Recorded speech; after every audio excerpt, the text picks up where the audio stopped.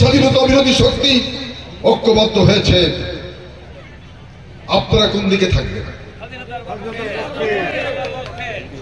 আমি এমন একটি রাজনৈতিক দল করি, আমি এমন একটি রাজনৈতিক দলের সদস্য যে দলের প্রতিষ্ঠাতা শহীদ রাষ্ট্রপতি জিয়া রহমান মহান স্বাধীনতা ঘোষণার মধ্য দিয়ে বাংলাদেশের যে মুক্তিযুদ্ধ সংগঠিত হয়েছিল, নিজের রণাঙ্গনে যুদ্ধ করে একটি সেক্টরের দায়িত্ব থেকে এই মাতৃভূমিতে ঘাঁটি করে লড়াই সংগ্রাম করেছিল ওই পাক হানাদার বাহিনীর বিরুদ্ধে।